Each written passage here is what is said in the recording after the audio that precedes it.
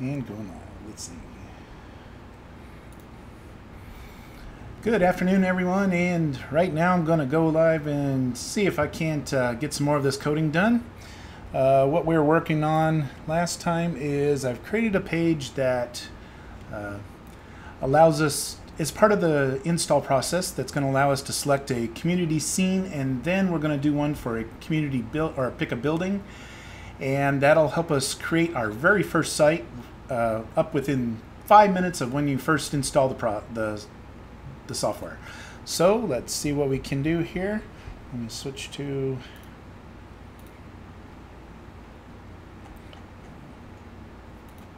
click here. Okay, so in this page, this is the page we're creating. What we have so far is I imported the images since last time, so now we do have the images here for each one of the different places. I'm not going to worry so much about the formatting right now because I want to finish getting all the functionality in place, and then I can play around with the design, the layout, and make it all look pretty. Okay, so but right now what we do have is we have a bunch of different communities. I can type in keywords like island, and it'll automatically show me different islands that are available. I can type, let me try mountain. And there's mountains in the background, and there's mountains around this river. So we do have some different places, and once we click it, that's the process we're currently working on. So let me jump right in, and we have, okay, I just cleaned up that function. So it's currently, okay, what we're going to do, we're going to step through a couple of these things. The code itself that I'm looking for, let's see, we're in the, we're creating this, oops, I clicked the right place. We're doing this install file. So in here, one of the things we had gotten to is that when we do a community search, when we select one, we're telling it to go out, grab the community from this other website, the template website, bring back the data, and then from that, we're basically going to write it to here. So I'm just going to say what we're creating a new. Okay, so we have the copy that we're going from, we're creating a new one, and that's what we're going to do. We're going to submit this into the page and have it actually create the new one based on this template. So what we have is, let's see, edit community name. I'm going to be looking at the structure that we picked up from here. So let's go over to the site. This is the site that holds all the templates. So from here, we're grabbing the community, and this is the structure of the data that we're dealing with. So from here, I'm going to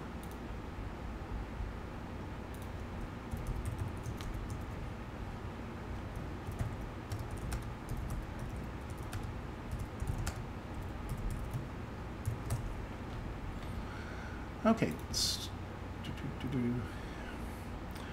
And the next one I need is the domain name. And that is part of this community info, and then domain names. So let's put that one here. We have community info dot domain name, community analytics ID if they did it. That's also under community info.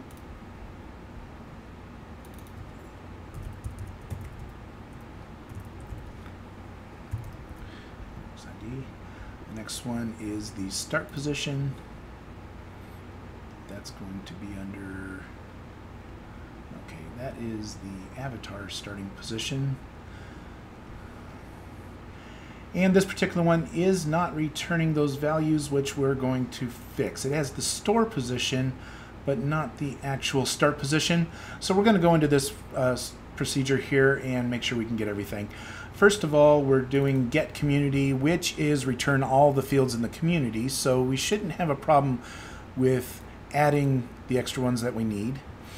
So what we have is we have this position XYZ, scaling XYZ, and rotation XYZ. And we're going to set those as their own little array, because that has to do with, well, it has to do with just like store position. We're talking about doing this for position of your starting avatar. So we're going to say start position. What I could do is make it, I'm trying to think of the layout that I should do for the folder so that it's very intuitive. Right now we're looking at the community, and when I do this for the building and for the thing, we're going to want some type of formality to it. So let me see. If I say start position, and under that we put XYZ, and we'll go with position XYZ in here because that was those were our names in the table. So we have position XYZ, and I noticed another thing. Notice that's position, that should be Z, and so we just caught an error right there. That one's Z. Wonder where I copied that one from. Okay, so we have start position. Now we want rotation. And we're going to do rotation XYZ.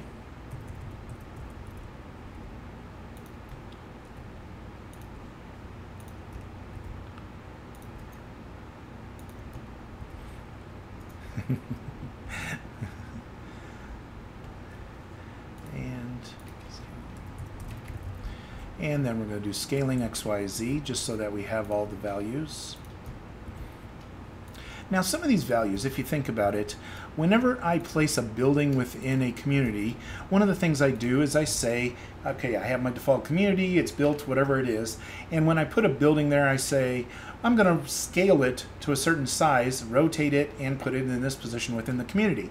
So everything I do on the building level going into that is that position, scaling, and rotation, and that's the connection that it makes, so it's in the connecting grids.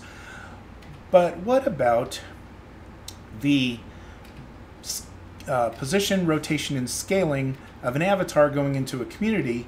This scaling would actually be if there's any adjustments from your default avatar size to the avatar size that are used in your community.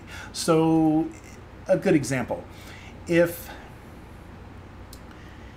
I come into a land, and let's say it's fairy tale land, and we're in a land of giants, and everything else has been scaled large, you may make it that when I first enter the area, I come in and I am very small. So you may have me 1/10 of its original size, and I'm running around as a little bitty thing inside the scene. So then when, let's say Alice in Wonderland, you eat the blue pill, you eat the red pill, one makes you shrink, one makes you grow. Okay, so you eat a pill that grows, next thing you know, you are now the size of everybody else in giant land. All of a sudden you need another pill and you shrink back down to the other size.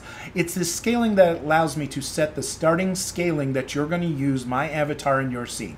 Now by default, if you just say 1, 1, 1, you're going to get the size of the avatar that it was designed to be in every scene. Okay, so that should tell you a little bit there. And the same thing happens when we scale the building in the community. We can do the same thing with those ideas. It's all the relationship of one thing to another in your scene. Becomes very helpful. Let's say you're a little larger than life in your scene. Well, then you make the avatars feel a little small or a little bigger than they need to be. You can shrink all the buildings or make them all bigger just so that you feel a certain way. Those are the kind of options that I give everyone to do when they working in this sites. Okay, so now I've added the arrays, but I need to add the array to what is being returned. So right here we have store, and I'm going to say add 3 different arrays. One is going to be position, one's going to be rotation, and one's going to be, you know, I'm still debating if I should have that say avatar start position, but for now I may go through and rename that at some later point in time. But for now I'm going to you know what, let's just call them straight position, rotation, just like we did in the database. Consistency is the key to everything. So let's go position, scaling, rotation. And we'll just copy those here. Now when we call this particular function, we are going to have those values in place. So then on my install page, I come over here and we have community, and now I have to just say position X, and I can do position Y and position Z.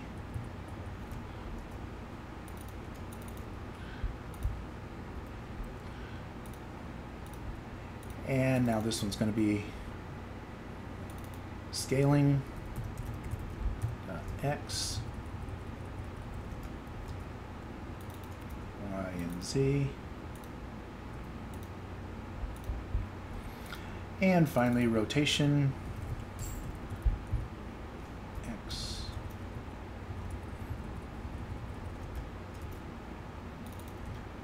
Y, and Z.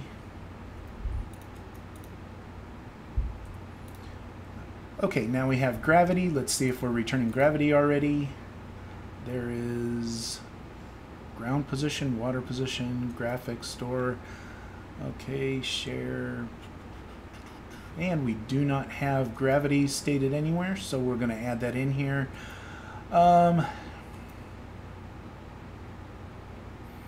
Tempted to throw it in with ground, just as another type of thing under below position. Let's see, what else do we have? We have that. Oh, and then we have all the sky features, which the sky's now in here. So graphics in the sky. Ground, gravity. See, ground is a little tricky because we have a gravity for it, we have a position of the actual ground, and then we have the graphics that are used on the ground is our texture. So I don't want to be creating too many oddball things here, but at the same time, if we can tie it in where it logically exists, we can go ahead and put it in its place. I'm going to, just for the heck of it, I'm going to throw it in with ground, even though gravity and ground are two different things. I don't see creating another branch just for that. So we're going to say ground, gravity, and we'll put that one in here. So that's ground dot gravity. We have T-texture. See, now this is where I already had some of these in place. So we have graphics, texture, and then ID and path. So we're going to go graphics dot texture dot ID, or texture dot path. That one's actually the path. Then we have this one is the .id. So one of them uses the URL, gives us back the path to the actual image on the drive. The other one uses the texture ID is a database placed image. So we have the ability to do both of them in our scene, and I wrote it in there so we can do it, but then of course when you pull it from the database, it takes a little longer than it does to prepare the image when it comes off of our drive, because the browser does most of the work of making it run asynchronous while you're working with it. So it actually runs better when you do it that way. Well, if you have images that everybody's going to see anyway, then putting the physical file on the drive and using them from that direction isn't an issue. But if you are going to run the images from the database, then they're more secure, where unless you actually have a session login and you have access to those images, then you can have them hidden. Now, if I was going to build a building and I wanted to make it where only people with a password can go in this room and see what's in it, then I wouldn't even download the images until they've logged in and made sure that they had a login that allowed them to see those images.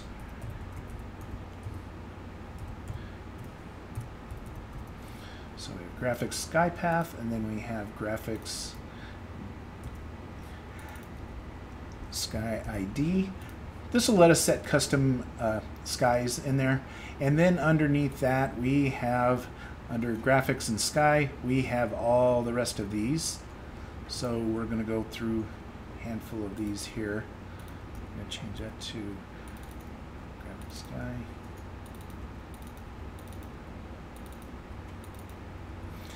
And the good news is I did name these. Is it sky? Okay, let me just double check. Okay, so I used the word sky in front of each one of the names. I just wanted to double check before I go copying and pasting all these into place. Notice the only thing I added down here was the T, which I normally use to tell me that it came from a text box. Opposed to a Z would be an internal variable to the functions that I'm working with at the time, a local variable. And then when I don't put anything with it, then it's usually a global variable. And of course I do have my class variables and stuff like that. So you'll see a handful of different types, but I'm trying to be consistent of how I program it so that they always work out to be the exact same way. Okay, so that gets me down to here. We have two more. We have the ground position, which I know we already had. It's ground, position, and then Y. So ground dot position dot Y. And then we have water position, which is water dot position dot Y. I guess if the ground was water, then we could just say it a different way, but I could have combined those into the same directory.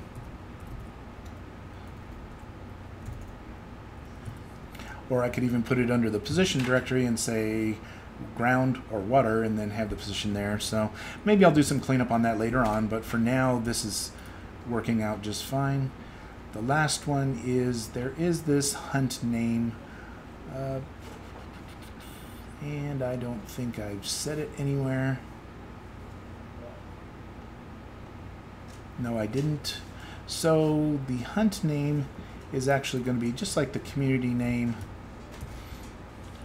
And what it's used for is it can actually define a community just with a highlight and be able to work with it. So kind of like putting an alt tag on something. So okay, we have hunt name, that's community info, and then hunt name. So let me put that here.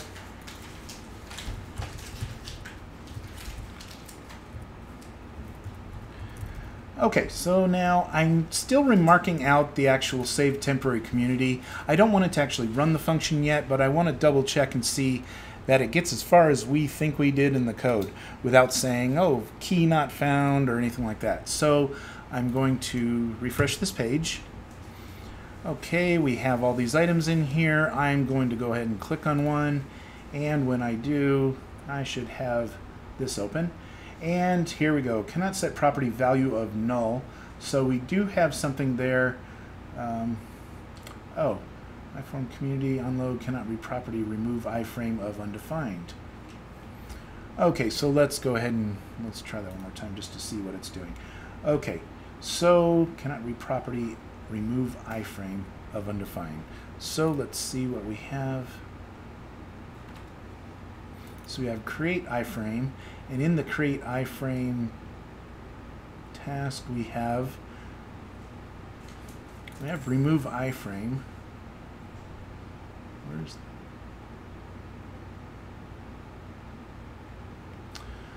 okay, so let's find out what's going on here.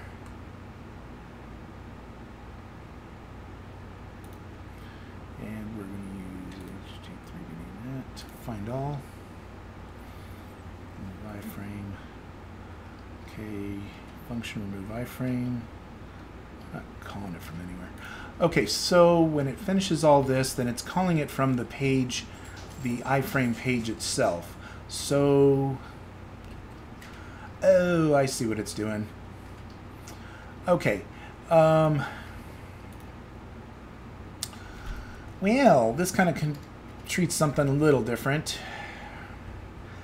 We're running into an issue, and this is not, well, this is kind of like one of those teeter-totter where I could have gone left or right, and I think I'm going the wrong direction on when I first create this and I'm doing the install process. Instead of loading these 2-ton scripts, I was trying to minimize its use of loading things at a certain time and only grabbing the ones we need, because there's so many dependencies on certain scripts, and I don't see any reason to load certain things until we need them.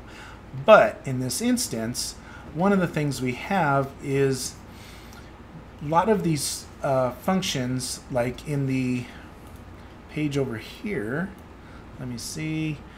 When we run the script for on the iframe, when it finishes its part, it concludes with coming back and clearing the iframe out. And that tells it to call this remove iframe. Well, since we didn't wrap this in the class, because it's pretty much beforehand, before all the classes load, so what's happening is it runs the function and then it basically gets to the end of it and goes, okay, we're trying to run it and find it with the class. The only way around that is if I come in here, right now I'm running communities, there it is. Okay, and at the very bottom of the page, as I was stating, we're doing, notice each one of these are parent WTW. So because it has that, when I called the iframe, called it from here, ran this process, we have this, and here's remove iframe that it was trying to do. So we have two choices of how to handle this. The first one is, are we returning anything from this function? And I can answer that very quickly. When we come back from the function, we process that. We don't look for any return values. We don't have any need for them at this point. This is the return, community search select. We're telling it to create that item. Then we're going to tell it to create more than just the community. We're going to tell it to create the building, not the building. It'll create the community molds, the action zones, the connecting grids, and anything associated with it. So, with that said, we didn't call this. So if we didn't call this, did it not create the iframe? Okay, we called this page. What was the error we received again? Let me bounce back over there. iForm edit community. Cannot read property, remove iframe of undefined.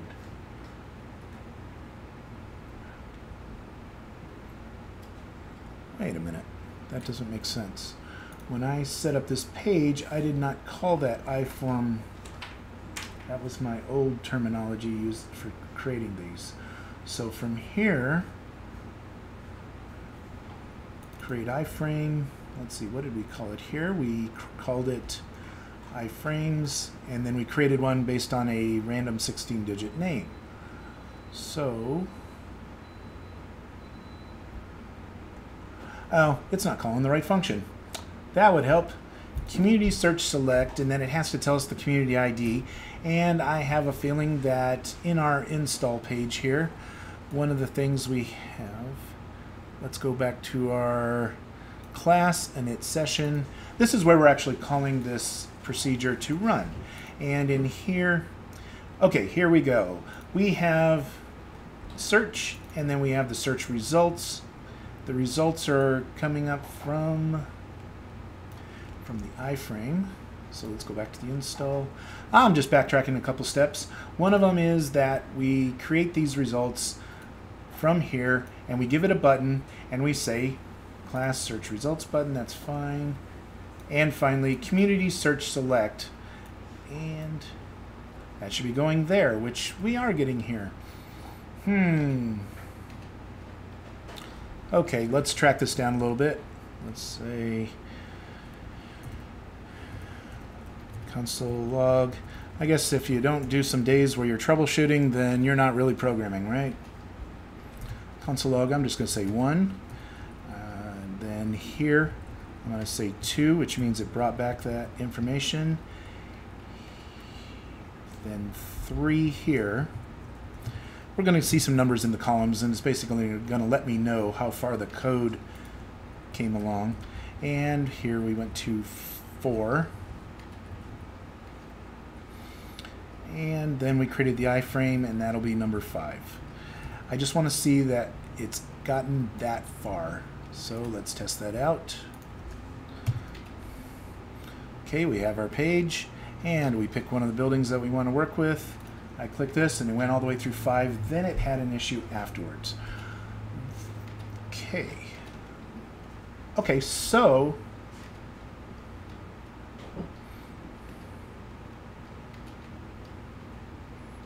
cannot read property, remove iframe of undefined. Okay, wait a minute. I know exactly where we're at. Thank you for bearing with me through this little troubleshooting bit.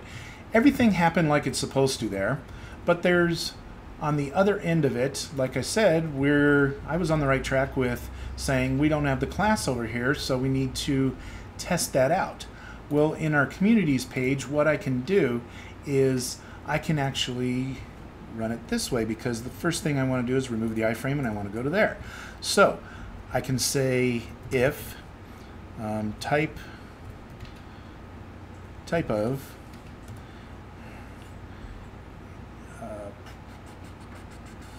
oh, how do you do this one? Do you do it the whole thing? Do you do the partial?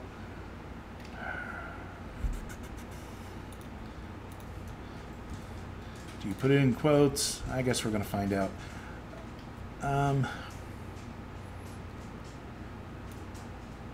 You know what? I'm going to test this out by going console log, and we're just going to send the type of that to there.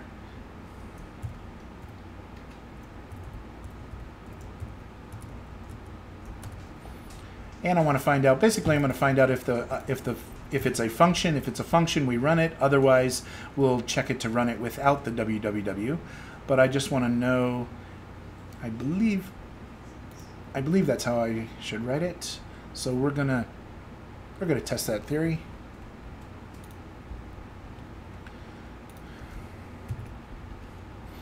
Okay, so when I click on one of these, and it didn't run that at all. You know, the real tricky part here is I've created the form, and it loaded the form, and it tried to do this on the load. That's where it tried to do it. So, but why didn't we get the type of? We should have had. See, this is what it is. It's happening on the onload, and so basically it's tripping on the onload, and okay, so, and because it's not finding the function, it doesn't get to say no, there's nothing to do, there's nothing there, which is fine if we run that code.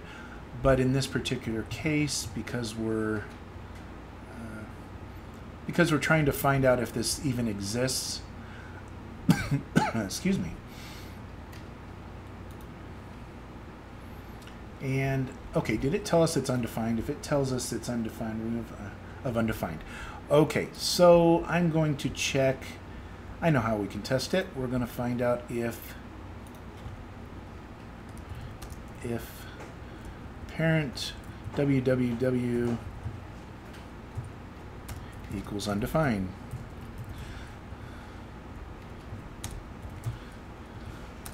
Else. So by putting in a check to find out if it's undefined or not, now it still may balk at me for doing it that way. I may need to use that type of and make sure that it's a function. But in this particular case, we're going to put that here, and we're going to put it here without the class. You know, later on, I may just roll it into class to clean it up and make just a very smaller version of the class just for doing the install. That may be the best way to do it. That way I'm not stumbling on my own toes like here and adding extra code in random places. So if I decide to do that, you'll be the first to know. Okay, so let's see if that... And, okay, cannot read property value of null. Let's see. Do we have iframe name in the list of fields? No, we don't. Well, that would be another reason why we have an issue here. And I already did this on one of the pages. I just want to make sure that I'm consistent in the way I do it. I believe it was action zones. Well, we can find out even faster than that. Community page. What we're looking for is iframe name, find in files, find all. I thought I added it to each one of these iframes, but if we didn't, we're going to catch it right now. Like here, we have iframe value is iframe. Copy that. That's from users. We'll put it here. And we're going to put it on each one of these pages so that I don't keep on tripping over my toes every time I get to that. I think that's what I thought I did the first time around, and because I didn't complete the process, now I'm tripping on it and finding out that I didn't do it. So we have avatar, and this one, I'm just double checking as I do it. We didn't have it there. We have buildings.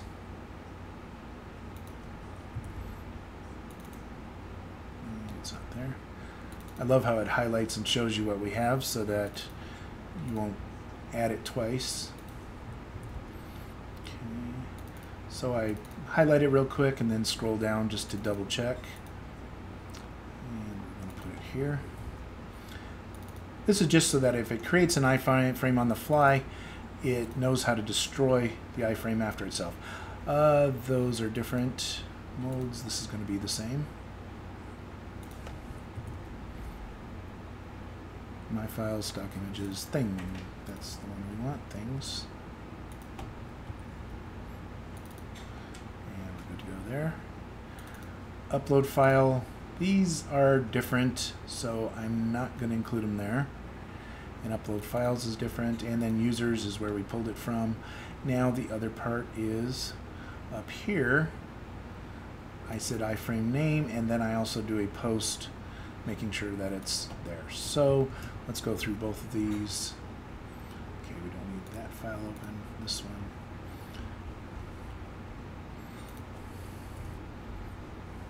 We're just setting up consistency between all these files.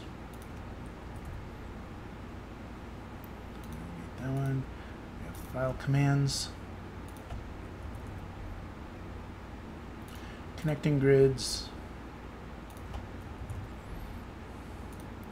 Buildings. Avatars. Action zones. Users is the one we're copying from, and that should be all of them. I don't think there was any more after that. Communities, there's the one we're working on currently. And then if I go to users again, and I want to copy this line, so that we're pulling in the value on the postback. And we'll do it right there. Now we have action zones, avatars, buildings, connecting grids, file commands. And don't get too excited, all you hackers out there. File commands, I did not put anything like delete in there. It's just a couple random things we do, like resize images. Okay, and things. Okay, so now we have them all in there. Now that should fix that issue. Close all to the right. And I probably could have left all those open and finished doing this particular test, but I think what I'm going to be doing is I'm going to roll this into a function. It would be smarter to roll it into a function and use the same class. Well, yeah. Thinking one or the other, which way I want to go. Yes, I could roll these into a class. The easiest way to do that would be do a scaled down version. See, I have the constructor of this particular class that I'm using. We name certain things. I name certain pieces, and I'm initiating all these different pieces that we have written in here. And then I basically say knew that. So if I were to come in here and create a constructor, in fact, I think I did it for the iframe pages in JavaScript, which, same thing. Okay, so I did it this way right here. Set a couple variables and basically created get log JSON block pass through. I don't need that one right now. Okay, so if I take these, we're going to go ahead and fix this once and for all. There's just too many discrepancies with having to go back and forth, and I would rather go the right direction that I should be in the long run than to sell it short. So what I'm going to do is in this page here, since this page is being run by itself all the time, it's standalone. It's not going to be admin. I'm not going to worry about dev mode. Well, I can set the variable, it's fine. Analytics ID, that doesn't mean a whole lot in this level. Admin view is 0 because we're not in admin view at the time. And now I have certain functions, and I'm going to fix the rest of them to roll into this prototype. So we're going to say prototype. Oh, I already have get. Do I have encode? I don't think I have encode. No. I just have log get JSON. Okay. So from here, we take this. Oops. Helps if I only click it once. Encode. Include equals function. Okay. And in this one, we already have JSON with the callback. Random string. We'll do that one. Equals function. Create iframe equals function.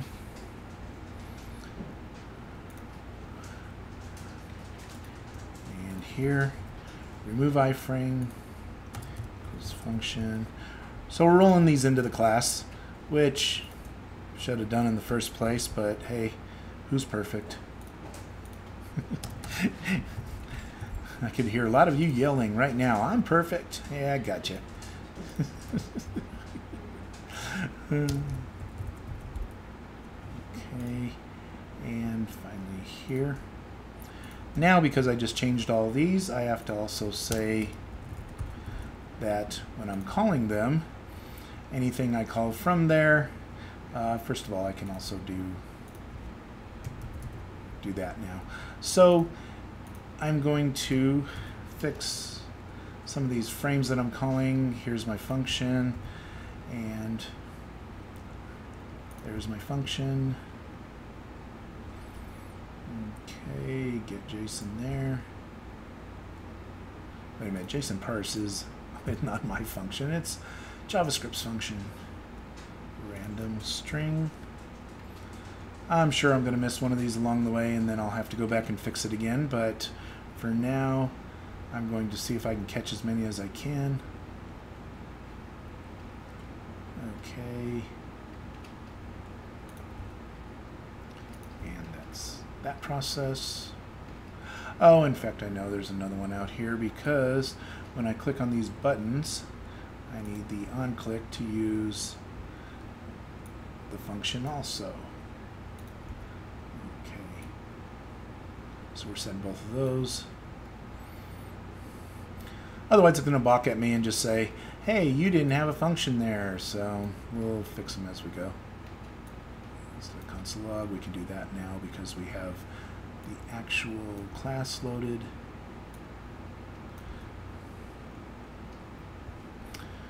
Okay, let's just kind of glance at that one more time. There was a lot of pieces here, so I'm just making sure I didn't miss any particular pieces. Onload functions when we pass in, then that one is all local, that's local. Okay, prototype, we're going to get rid of. We're just sending our error correcting through our function for logging. That way it's all in one place. If I ever change the logging function, I can do it all in one place. And notice the log is a circular reference. Maybe I shouldn't do that so much. We'll say console. It's console on that one. That one is the one exception. If it has any, oh, that one is basically where it's defined the log, and it tells it to write it to the console. And I tell it that I can just put a comma with a color, and I can change the color very easily. So it becomes very handy in development. Okay, that, how many of the parts of that did I just miss? The other thing was, now that we've done that, we do have a function going, so we will not need that extra piece of code we just started to prepare. Come over here and, okay, so with all of that in place, I know we're not going to actually submit this in and get a reply back because well, I didn't do the submit on purpose yet. But what I should have now is I should have this creating the object and destroying it afterwards without an error. So refresh the page one more time just to make sure. And I've already broken something. Community search. Community search is not defined. Well, that would explain. That one would be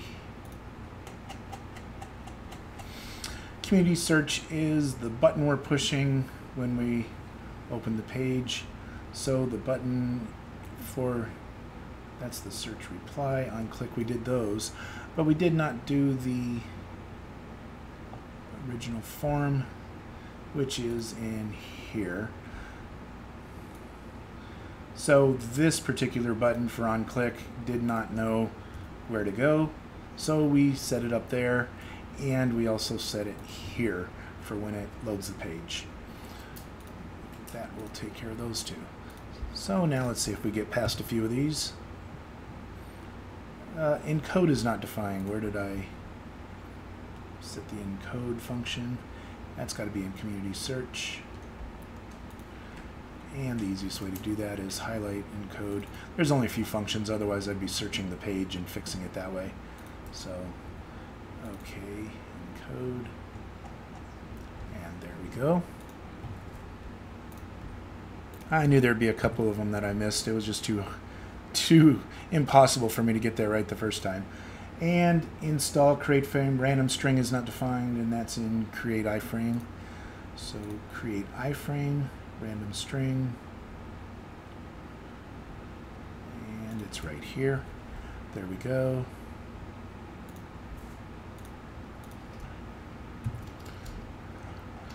So now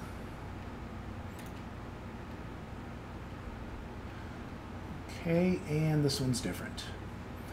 Value of null is install 182.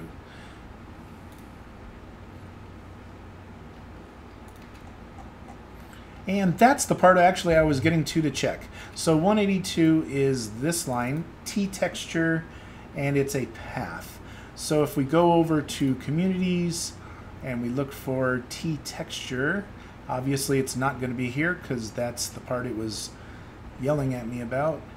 The one thing I want to find out is it even used? Because I think for these early ones, I say the ID and then I pull the path dynamically as I'm going. So I don't think I have to set T texture anymore.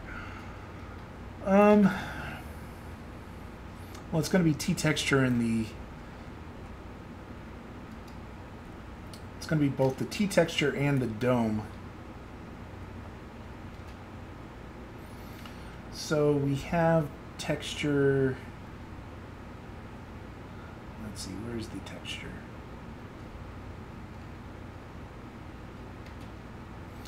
I don't even see texture here.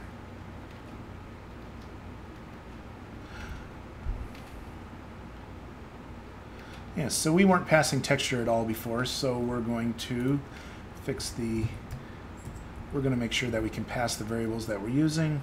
Why did I put it there? Let's put it down by this where it should be. I'm going to do T texture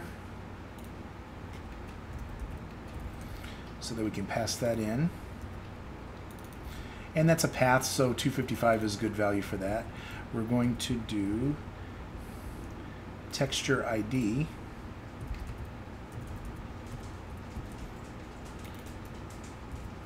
And that one is a 16-digit alphanumeric.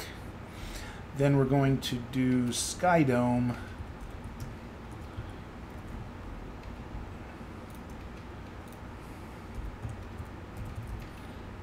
And that should put us in better shape. And we're going to double check and make sure we have all the values now. See which one it balks at if we don't. And we were able to run that, and it did not error out. See, all I was doing was checking for errors. I did not tell it to actually submit it yet. The reason I didn't do that is because if we tell it to submit, now we need to double check and make sure we've written our procedure of what to do with it on the other end of things. So we click that, and that one, just so you see it, is it Save Temp Community? Save Temp Community. Okay, so Save Temp Community function, and it's going to run this process right here, which is Save Template Community. And what we have is a procedure that I'm going to rewrite, because currently it's running copy community to template, which does not even scratch the surface of what we need to do with this. So we're going to come in here and rewrite this procedure with all of these values we're now passing into it.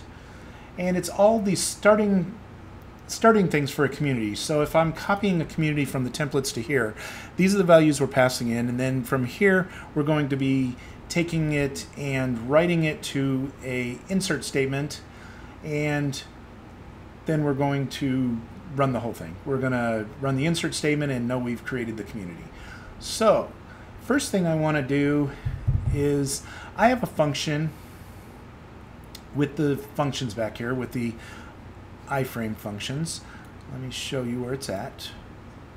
And I have a function that lets me check to see if a particular check if a value exists. I check for access. I don't need that one right now. Validate ID. Doesn't look like I've created the function yet. So I'm going to create a function, and I'm going to put it in my WTW DB.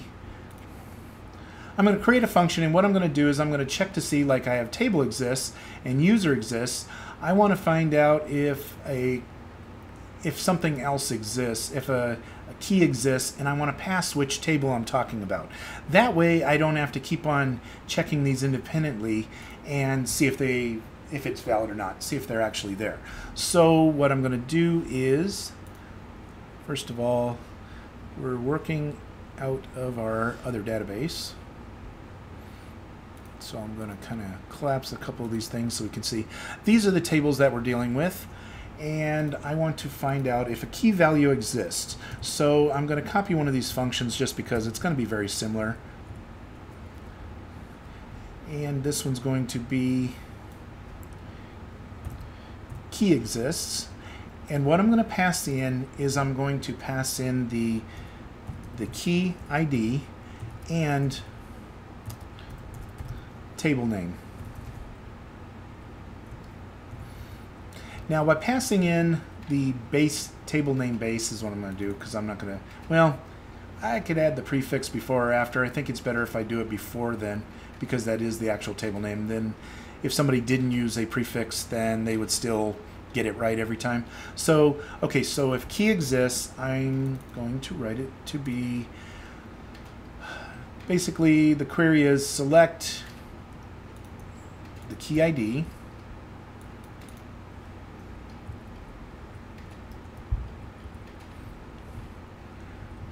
select key ID from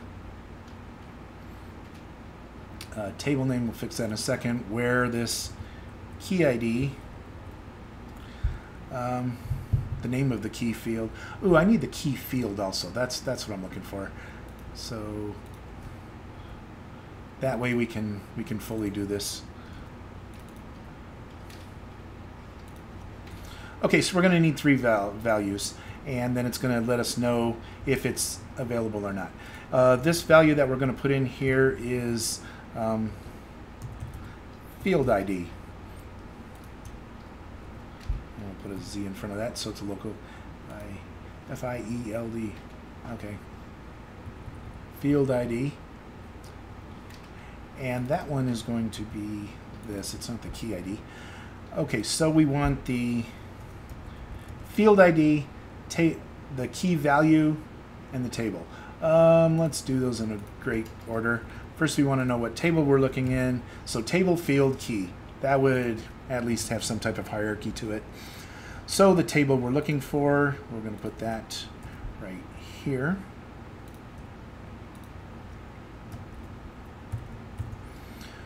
So, really straightforward. This is about as basic of a function that it can possibly do. We're looking to see if it exists. We're looking to see if it returns back. It either finds that value in this field, in this table. It either exists or it doesn't. So what I'm going to do now is I'm going to extend that class by doing what I did on all of these here. I take that and I'm going to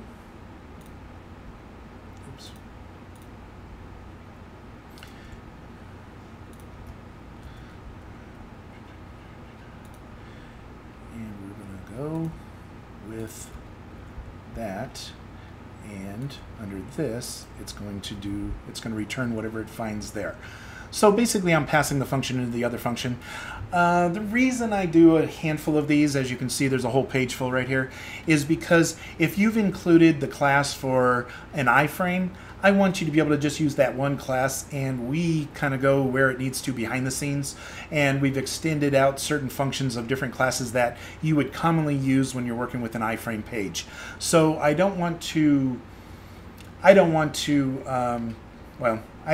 too many of them. I don't want to keep on creating the function in different places. This way, the function only exists in one place. We have if the key exists here in our main database function, but we can extend it out here and call it through other classes. Just makes it friendly. And what I'm going to do is we're going to call that class from here, like I said, the iframes class. So if, since it's an iframes page I'm working with, that's the whole reason I did this. And those are the values I'm going to be doing. So if equals false.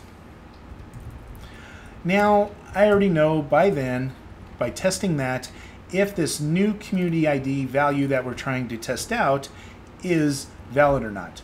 So this here, we can pass in, the field ID is community ID, and the table name that we're working with is, and notice we have to, we do have to pass the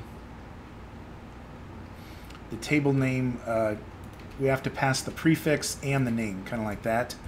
So let's go over here. We're going to pass for the table name, we're going to say this plus, well, we go single quotes since I already did single quotes here. And this one's going to be communities. Okay, so now what I've done is if the key already exists, I want to fail out, I don't want to perform this function, and basically community ID is going to come back blank.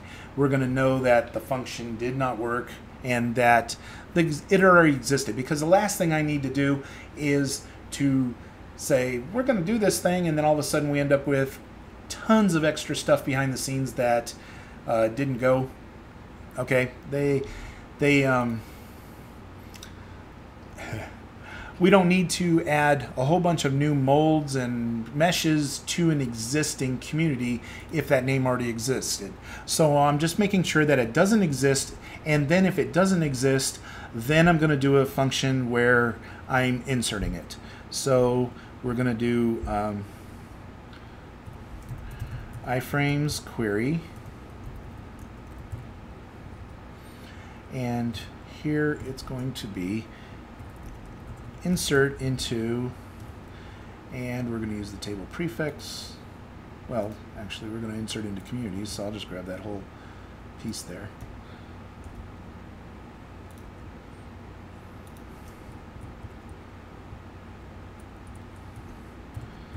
Okay, insert into table communities. And now for the values, we want everything we listed here.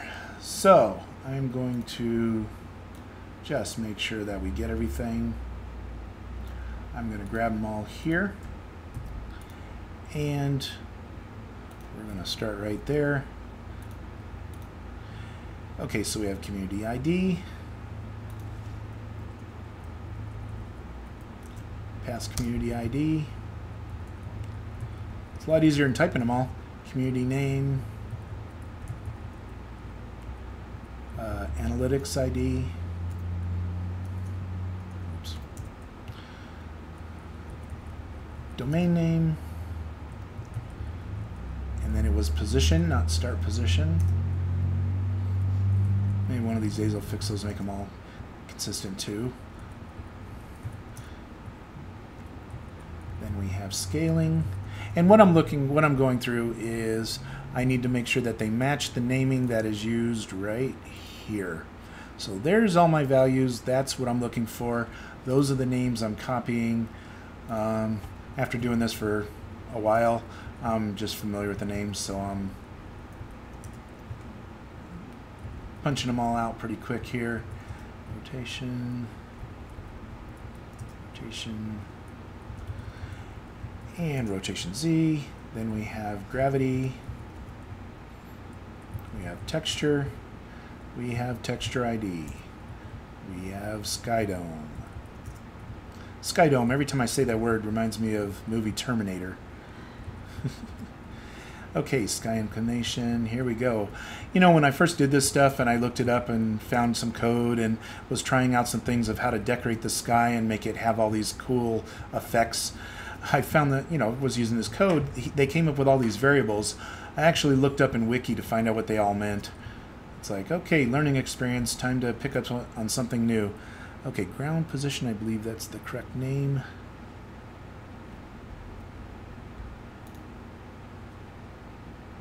Ground position and water position, yes, we're good on those. Thought so, just double checking. It's never a bad thing to check everything. Okay, hut name, and there we are. The last ones I'm going to add after that, those are the fields we're passing in, but the next ones I'm going to add in is create user ID, so we'll know the user that created it. Notice there is no user ID field anywhere up in here. Oh, actually there is. I stand corrected. There's a user ID field there, and there's stuff here. Eventually I could get rid of the user ID field up there because it is redundant. It is the create user ID that we're working with. So yeah, one way or the other. And then I have create date. Is it create date or created? Create date. Then the next one is update date and update user ID. The reason I add these each time is because it is consistency with working with all the sites. It allows me to determine if something was created by a certain person and then if they've been updated by somebody else. So let's say you gave access to the admin of your site and somebody else can work with the items that you have in your building or whatever, and something changed. Well, this is a way to tell who the last person who touched it is and what the change was. Now, the other thing that it helps me do is, let's say I'm trying to create a resume for the users and I want to find out what did this one particular person do and how much of each building did they create. So there's this thing where somebody can go in there and fake out the system and, you know, become a helper on, let's say, 20 different buildings. That doesn't mean they created 20 different buildings. That means they have access to modify and update and help with 20 buildings. But because every single mesh and stuff that you put into the scene has a create date and then an updated date, I can tell in an instant how many people created original stuff by the create date and the create user ID, or I can find out if somebody else polished it by doing updates to it and updated something and made it different and made it look better or whatever. The end result is I can tell from any community, building, or thing in the system, I can find out exactly what percentage of that building, the way it currently looks, was done by any single person in the system. So it becomes very useful. If, let's say, somebody wants to see your resume, you're going to build a 3D store for them. What it does is it allows me to say, here's your resume, and I can start with the ones you did the highest percent on. And that would be a good representation. If they click on it, they could view the websites, they could see what the scene looks like, and you could say, hey, I'm responsible for 95% of this building, or 100% of this one. And then I'm responsible for 40% of this one, because I worked on that project with others.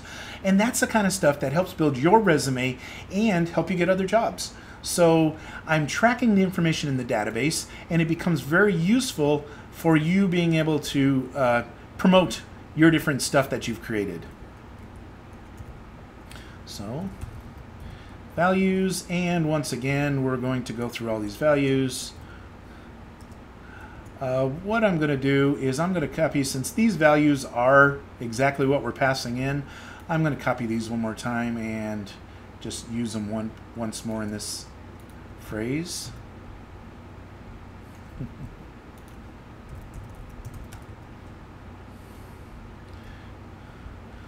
My whole goal in this is to not only get internet out there in a standard that everybody can work with it, but I want to make developers money. I've been a developer for a long time. I've seen a lot of great talent out there, and I want to make sure that every one of them can go out there and get jobs and kind of open up for doing gaming modules and pieces and parts and plugins for, you know, making money, doing the same thing they do using WordPress for websites, do the same thing in the gaming industry, so that you can create as many things as you want and, you know, just open up the world for developers to make some money for all the stuff that we normally do in our brains anyway.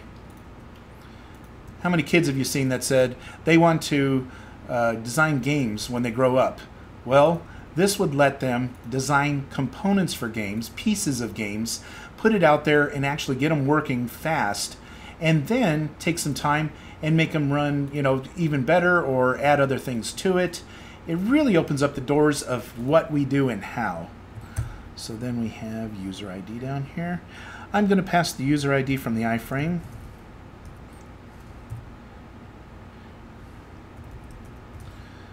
Okay. I'm going, I'll be putting some tags around everything, so don't worry about that part just yet. Over here. Oh wait, yeah. Now, and then this again. Now, and this again. That should get us right to the end of that statement. And the next thing I need to do is identify my text versus numbers. Analytics ID is text, domain name, start position, I'll come back to those. Gravity is a off-on switch. That one's text, that one's skyline. Sky inclination, these are all numbers. Ground position is a number. Hunt name. Iframes. And then we'll do the opposite on this end of them.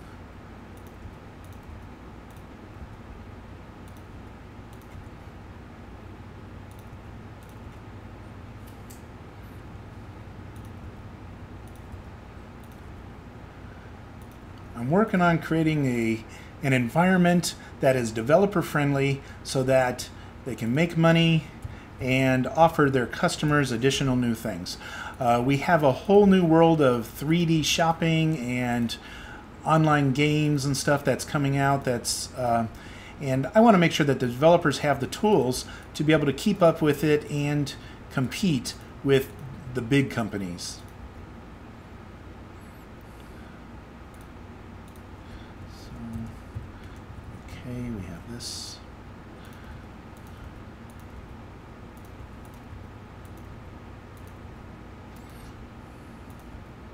Oops.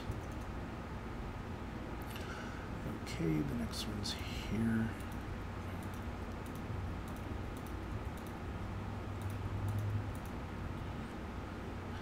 And that should do it. That's all of our fields. Now we should be able to write the community into place. When it does this function, we're doing the insert into that area, then the next thing we need to do is we need to do one more function. We're doing the insert, but once we insert a community, you have no access to it because that's done in a separate table. So what we're going to do is we're going to now insert into a different table.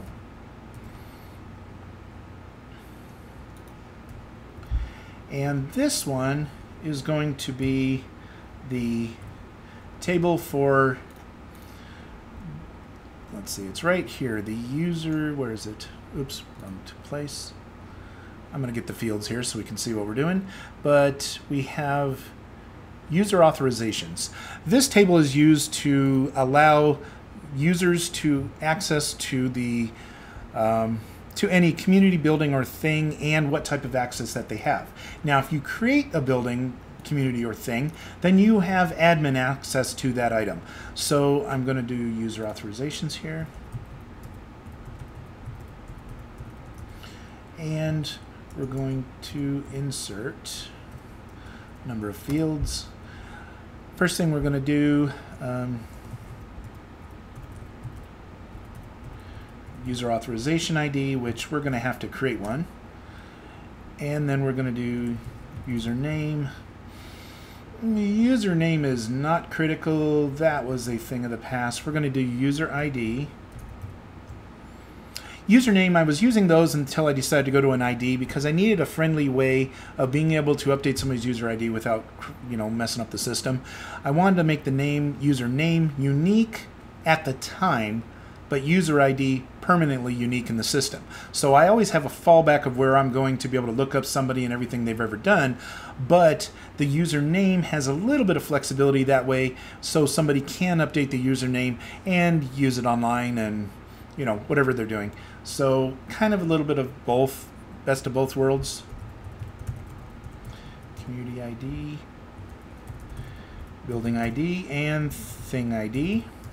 And then we have, I don't need, user access. And going down the list, next we do the old create date,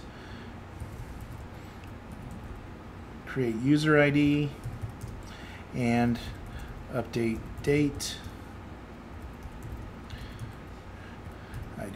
And the reason I do, right when I insert something, I do the update date at the same time and update user ID, because I can tell by that if the original user has never modified something after it's been done, or if they've updated it. So, for example, if the person who originally created it, if somebody else went in there and changed it, and then the original user comes in there and changes it again, that would be the original user again. But let's say, or the same thing would happen if the original user did it and then they made a couple changes to it and still kept with the same thing. Basically, it would still show the latest user of who updated it last. It's kind of like who created the project versus how is the current appearance of the project looking. So did somebody else touch it? Did somebody else update the graphics? Did somebody else work with something? Or is it all left the same? So that's the kind of things that I'm tracking by doing that. Oops.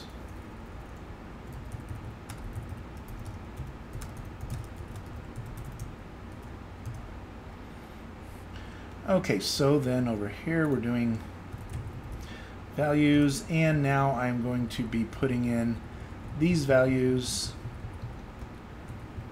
here, followed by that, and I did the same thing here. We need to close that off like that. So then this one will do that. We're going to put my little normal tags in front of things. I'll fix those ones in a minute. ZID, building ID, thing ID. We'll label the user access manually. This one's going to be now. And this one's going to be now. Okay, so let's take the user ID this way, and we're going to put that in here. And when I do authorization, the reason I do have some of these things, this is the user ID that is getting the authorization to these objects. The create date, in this case, the reason there is both of them is because this person is the one who had admin access to give that person access. So I hope that makes sense. The other part of that is if you're admin, then you can self-prophecy. You can turn around and tell it that you had access and you were going to add access to, you created something new, you have access to it by default. So there are some things that fall under that category. In this particular case, we're going to set the access to admin. And if I'm not mistaken, everywhere I do user access, let me just glance in that table real quick. It won't take long. But if I look in that table, I believe I just did all lowercase. I don't want to confuse things any more than they need to be. So we'll just return some files. And it's all admin lowercase. Okay, good deal. So in here, we're calling it admin. We're giving it to the building, community, or thing that we've passed in. In this particular case, I totally am forgetting that the building and thing are blank because we're giving access to a community at the time. Only one of these three values will be have a value at any one time in this table. So in this particular case, we have the community ID, which in this case is this one. So the new building that we're creating, we're going to give it there.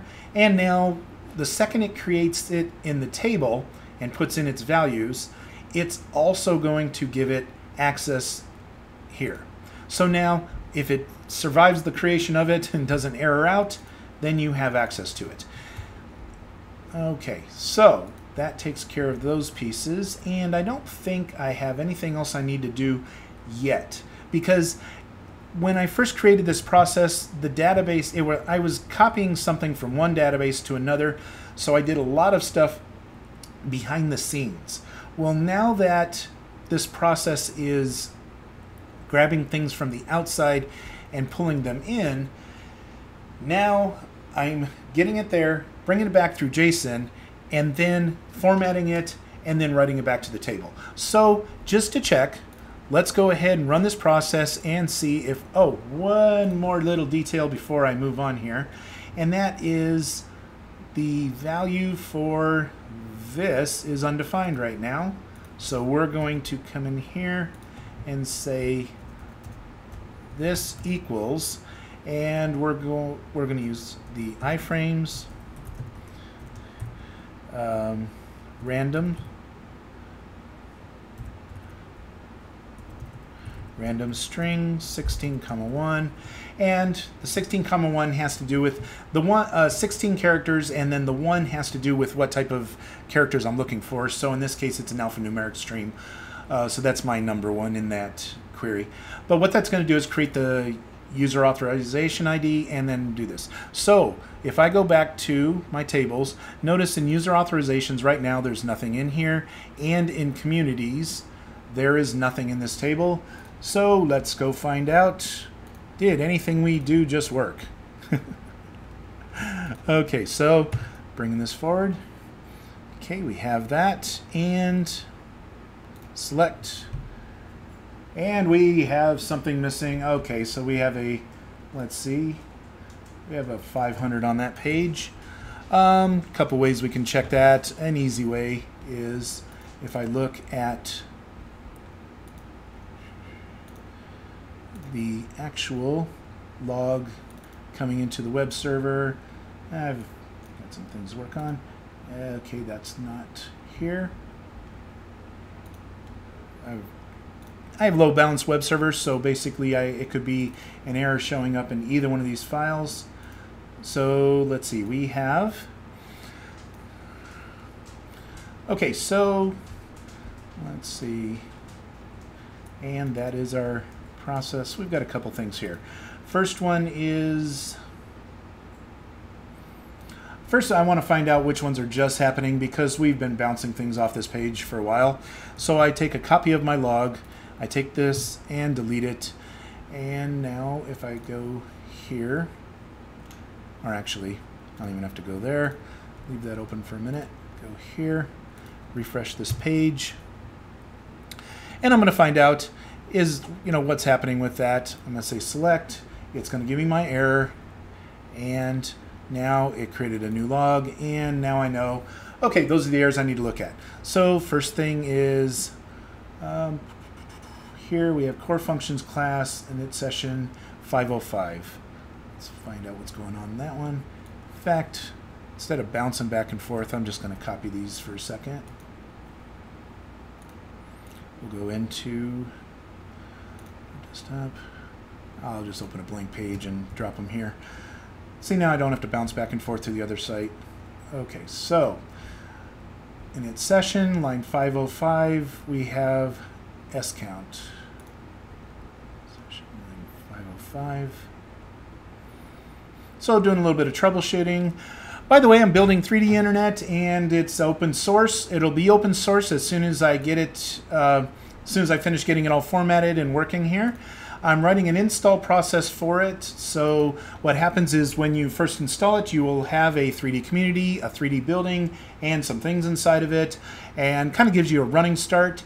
The plan is to have it where it not only configures and creates its database, but it also gives you your first 3D community less than 5 minutes when you first install it. So I'm on a hot path to get that done, and the plan is to release the open source by the end of September.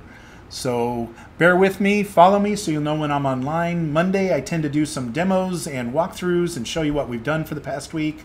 A little bit of show and tell, talk a little bit more about it, Q&A if you have any questions. But until then, I'm coding and getting the process done, writing the whole program. So as we go, fixing things wherever we have something going on. In this case, that's an easy one because we missed a $sign. And so we can knock off that first one. Now we have connect community, line 33, and there's no publish domain. Okay, so connect community. Oh, that's the other website. Not worried about those at the moment. Those are not. That's, oh wait, 3d.net. Okay, yes, we will check those out. Line 33, publish domain. On, it should be this one. Connect community. Okay, line 33, publish domain.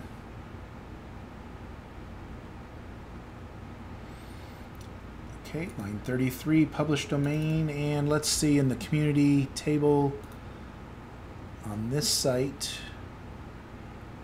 Okay, let's get to the right. Let's get to this one, and we have published name, publish our domain name, but we do not have published domain. Oh, it should be domain name. No, we do have domain name. We are not pulling the published domain because it's a template site. We do not need the published domain. And we are not writing it to the new site anyway because it's not on the template site. So that makes perfect sense why that one doesn't exist. Let's look for a couple other things. 39, it doesn't have analytics ID. Should have started from the bottom to top, but let's find out. Because 39 just moved, analytics ID. We don't have an analytics ID because we're not sharing the analytics ID back to itself. And so that makes perfect sense too. And the last one, line 41, which now is line 39, so because we've deleted 2 lines. So access, community access, that's not going to be populated because it's not their access. That has something to do with where we copied this procedure from in the first place. So now that we have those in place, let's save that. I don't want to save this other page. Let's kill that page. No, we don't need that anymore. And just to do it, we're going to go in here and remove our log file.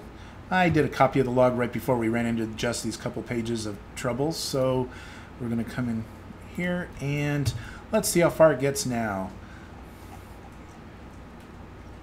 Select the ID, and we still have a 500 error on that page.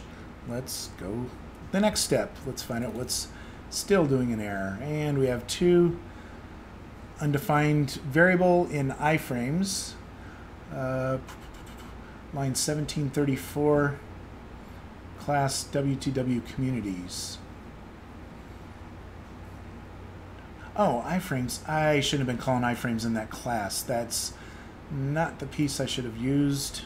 Let me go fix that. Iframes.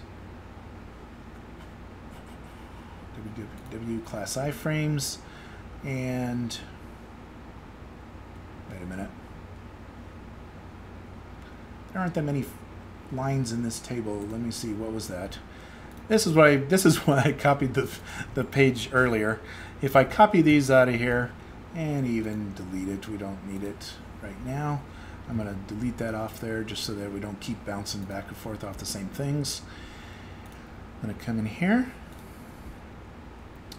Give me a blank page to work with so I can bounce back and forth to here. And I have two things. First one is undefined variable names, iframe in core functions, WTW communities, line 1734. So, oh, it's not the iframes page, it's the communities page. That's why, 1734. Okay, iframes is here, but it's saying it's not.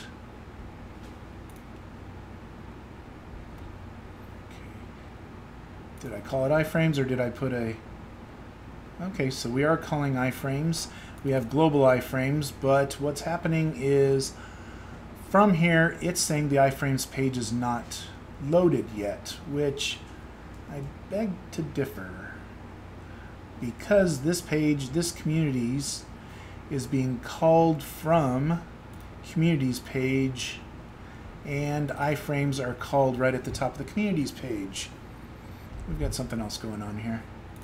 Did it not load it properly? Oh, wait a minute. That's class communities. No, that's the right site. 1734.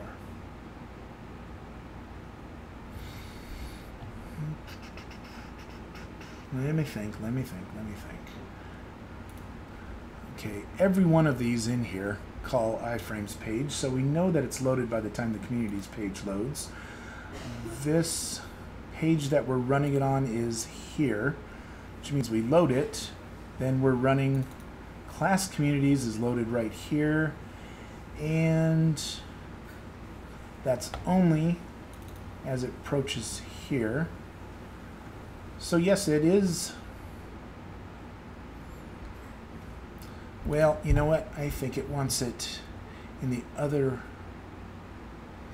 No, that order is correct. Okay, got to track down a couple things here. The first one is, why is it saying that that class isn't loaded, 1734? That should be loaded by this point in time. Because, as you can see, the iframes page that we're running loads up that global there, uses it, comes down here. It is the post back on the page that we're dealing with, so it is running that, unless, no, we have the same path going to it, so that shouldn't be an issue. Then we give it the global communities here. We're calling this function, and this function is working because we get it to here.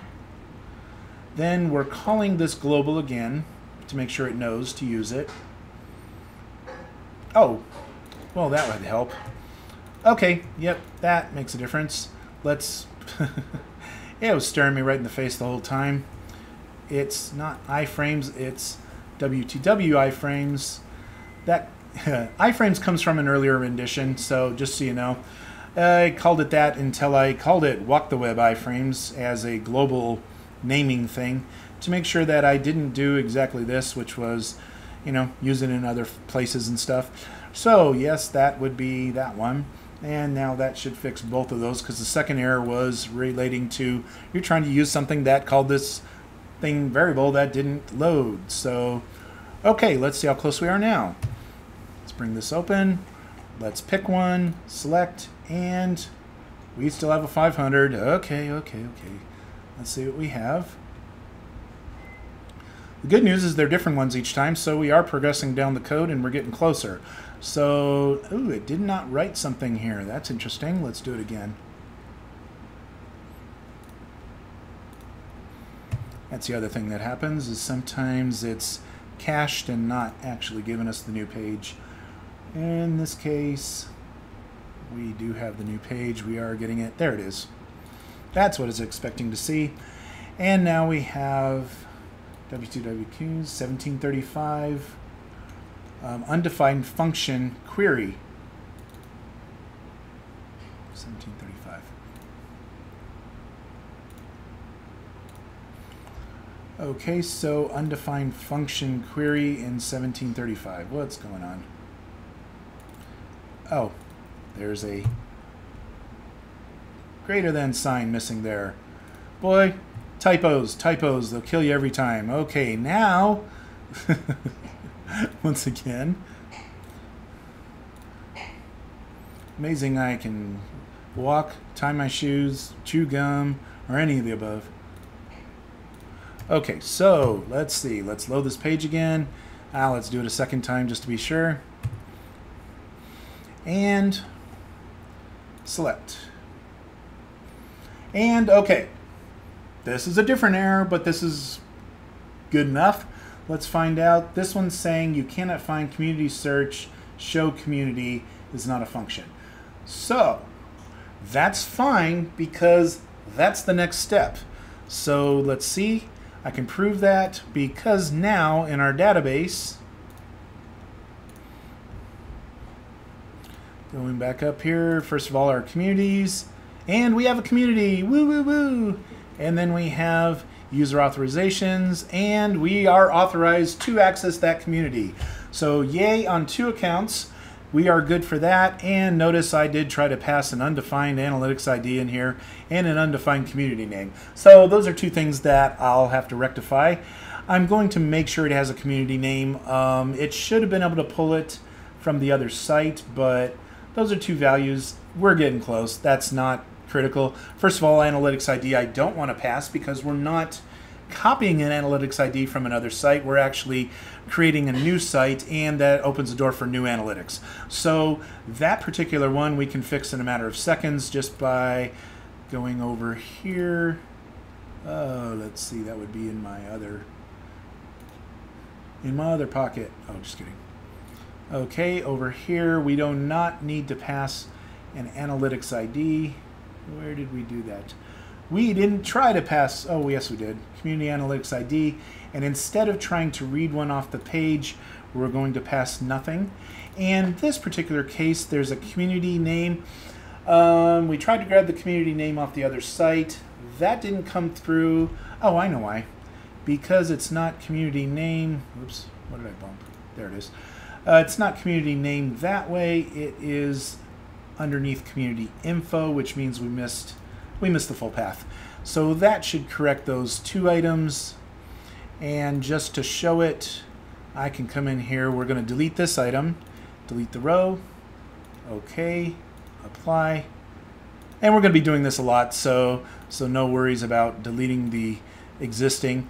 The reason is because I'm not trying to just get the community name across and its initial settings. I need to get all the objects that are part of that community set and bring them across. So I'm going to be bringing them over one at a time and completely loading them up. So until then, as you can see, there's a little bit of leeway. We have to do different increments of it at a time, and the end goal is to make sure that it all works at the same time. So what I'm doing, just to test this part we've already done, both those tables are empty. I'm going to come over here. We're going to pick this. I'm just going to pick this, and notice that the name is Mountain Island 3D Community with Lake. That's the shared name, so that may not be the name that shows up on this end product. I probably need to pick that name instead, but that's a little technicality. Okay, this gets us to the next stage, which is going to tell us what to do next on our screen using JavaScript.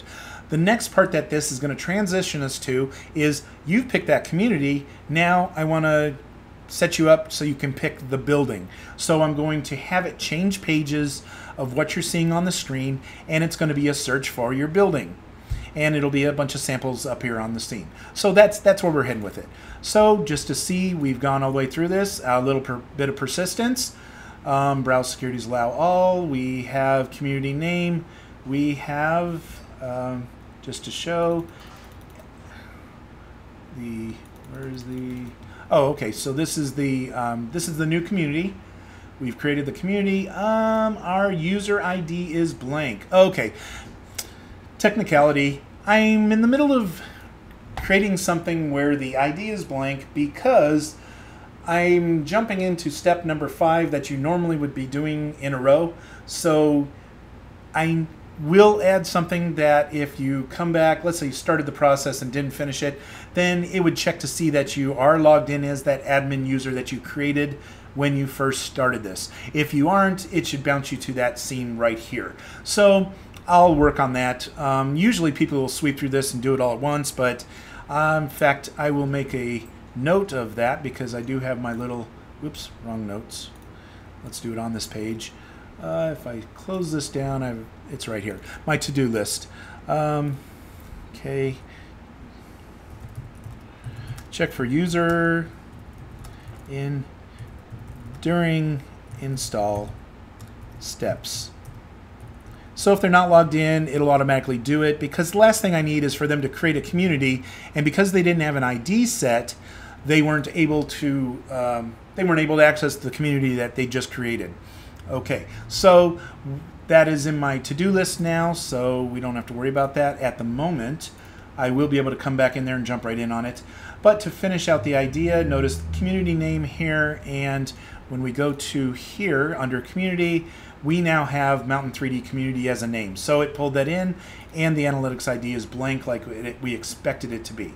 So all that takes care of the various options. It's pulling, okay, this is something else I want to make sure we correct, and that is the texture ID is pulling them from different locations. What I will do is I need to make sure that this process at some point downloads the textures and puts them in your local directory. So until then, it's grabbing the file off the internet, and that's one thing, but I don't want it to stay there. I don't want to host everybody's images for their individual sites. When you download it and get something, you should get a copy of the image. So if you want to edit it, modify it, change it, do whatever you want with it, you will always have the latest version of that image as your image. So let me make another little note of that. On new community from templates.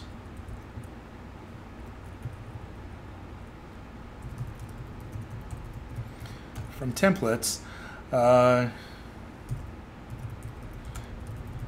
download images and update paths. Okay, so we'll set that up as part of the process where it'll actually do that on the fly as we're going. The whole idea is that when it gets an image, we get the path. I'm going to use that path to grab that image and then write it down to the directory so that you have it in your local content folders. Okay, so that'll be part of the process we're going to do here. And we have a completed process. Notice also we do have the authorization. We have admin access to. Notice this ID that we have here is the ID of the community that we just created.